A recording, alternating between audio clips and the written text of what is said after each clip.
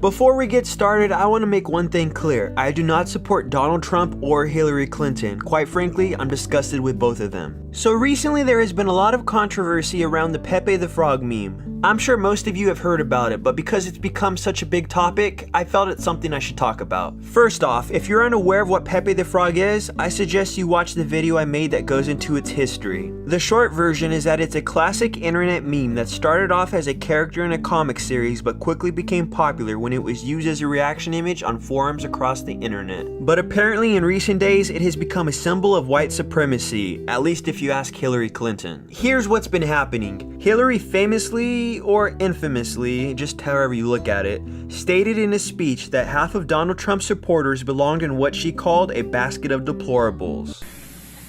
You could put half of Trump's supporters into what I call the basket of deplorables.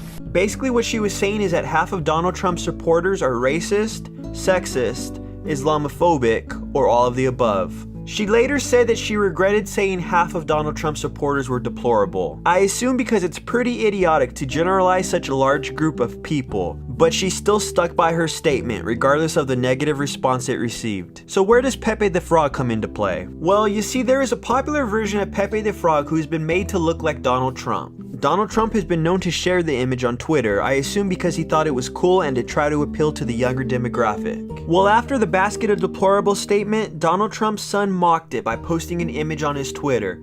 In the image, Donald, as well as some of his high-profile supporters, one of which was Pepe the Frog, are seen in a picture that parodied the Expendables movie poster. Hillary's campaign saw this tweet and attempted to use it to their advantage when they released a blog on the topic titled "Donald Trump, Pepe the Frog, and White Supremacist, an Explainer. The cartoon frog is more sinister than you might realize." In the article, it claimed the cartoon frog was a symbol associated with white supremacy. When the internet first saw this article, there was intense backlash with the ignorant statements. Hillary's campaign's argument is because sometimes Pepe the Frog is included in questionable images that sometimes involve racist imagery, it qualifies it as a symbol of white supremacy. But all of us know that's not true. That's just an ignorant statement made by a high-profile person.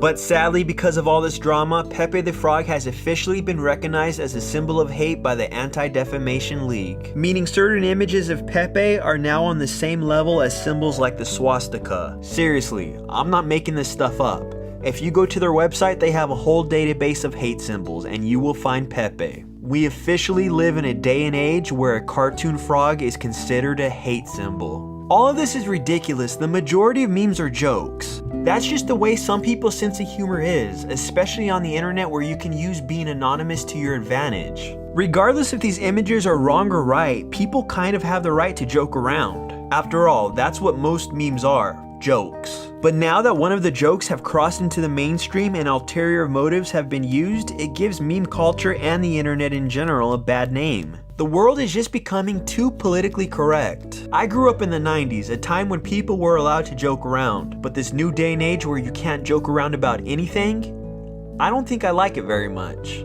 And the 90s wasn't that long ago. What happened? We as a people need to wake up and focus on what's important in the world. When we have weekly bombings and shootings, I don't think we should be focused on labeling internet jokes as hate symbols. Maybe that's just me, but something tells me it's not. I think a lot of people would agree. I guess what I'm trying to say is, come on society, you can do better.